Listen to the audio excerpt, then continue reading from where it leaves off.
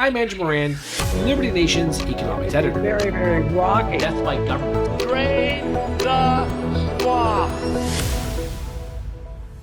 Hello and welcome to another installment of Liberty Nation's Swamponomics videocast. I'm Andrew Moran, Liberty Nation's economics editor. This week, illegal immigrants and the U.S. economy. The House Committee on Homeland Security recently published a report that estimated the border crisis is resulting in nearly $500 billion in annual costs, with healthcare for illegals accounting for a significant portion of the bill. For years, it has been reported that illegal immigrants are being incentivized to travel hundreds or thousands of miles to sneak across the U.S. border. New York City is a prime example of the elementary economic principle that when you subsidize something, you get more of it. From handing out thousands of dollars to offering free housing, the city that never sleeps is witnessing an influx of illegals, and now it is drowning in red ink. The governor is even offering top jobs in the city and dropping high school diploma and English proficiency requirements. Elsewhere across the country, states and cities are offering licenses, stimulus checks, and free taxpayer-funded healthcare. Proponents of flooding the nation with illegal immigrants say this is necessary to ensure produce doesn't rot and Social Security is paid for. Here's Representative Jerry Nadler at a recent House hearing. And we need immigrants in this country. Vegetables would rot in the ground if they weren't being picked by many illegal immigrants. The fact is that the birth rate in this country is way below replacement level, which means our population is going to start shrinking. And the ratio of people on Social Security and Medicare is going to increase relative to the number of people supporting them. This is indeed interesting reasoning to encourage support for people breaking the law. Carrots will rot, and Social Security will go bankrupt without millions spilling into the border. But a chorus of so-called serious people has championed similar sentiments. Yes, many illegal immigrants are finding employment opportunities. Just how many is unknown. The US labor market is still tight. The latest Bureau of Labor Statistics data offer a riveting trend. Since October 2019, the number of US-born workers gaining employment has contracted, dropping by 1.4 million.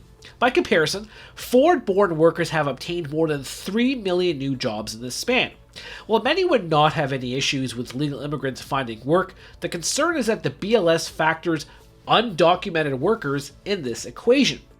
It is unclear how many jobs illegal immigrants have, considering, however, that between 1 and 2 million non-citizens obtained lawful permanent resident status or were granted immigrant visas in 2023, it is safe to deduce that illegals are distorting the figures. Meanwhile, the Congressional Budget Office, or CBO, a nonpartisan watchdog, projected that the GDP will be approximately $7 trillion higher by 2034, mainly because of, quote, higher net immigration. Again, because the number of illegals outnumber legal immigrants by vast margins, it is also safe to assume that the CBO is lumping in undocumented workers in the statistics like the Bureau of Labor Statistics. As Liberty Nation has previously noted, when the US government publishes forecasts, there are typically rosy expectations that exclude recessions or wars, so perhaps this is lower. But let's be honest. A large part of the reason why nations like Canada and the US are allowing more people to set up shop in these places is economics. Many sectors are facing labor shortages and are unable to accomplish the government's objectives. Entitlement programs are running out of cash and need financial injections from our workers. If the birth rate is low, countries need people to maintain or replenish these lavish and costly schemes. Of course, the other is political, but let the punditry class dive into the subject matter. Now, the floods of illegals are taking advantage of the generous welfare policies given to people who sneak across the border, as well as the current infrastructure in place that is becoming more expensive to maintain. This is why many conservatives and libertarians call for a welfare wall rather than a physical barrier, or at least a complement. This leads to fiscal deficits. In September 2016, the National Academy of Sciences published a report examining immigration and the economy. Study authors found that immigrants, legal or illegal, are in a fiscal shortfall at the federal, state, and local levels because the benefits they receive exceed the taxes they pay, which applies to the first and second generations of immigrants. Additionally, unskilled and uneducated immigrants will exacerbate fiscal deficits. Former Congressman Ron Paul highlighted these concerns in a 2019 CNBC interview.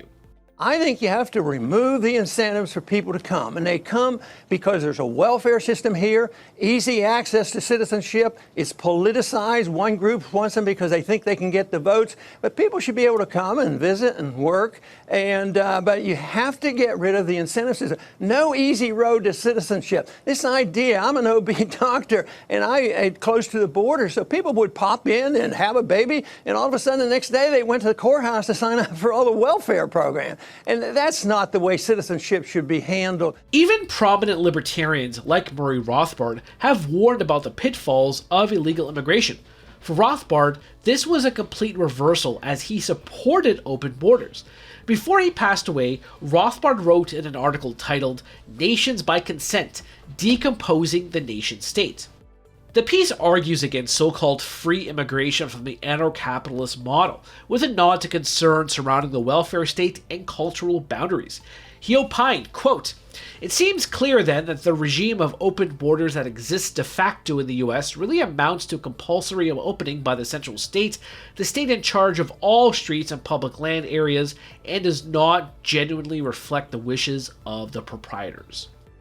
Immigration is not as challenging as to resolve as politicians think. Close the border, abolish incentives, and stop being the policeman of the world. But because it is a political issue, as Dr. Paul noted in the aforementioned interview, it'll forever be a problem for the nation.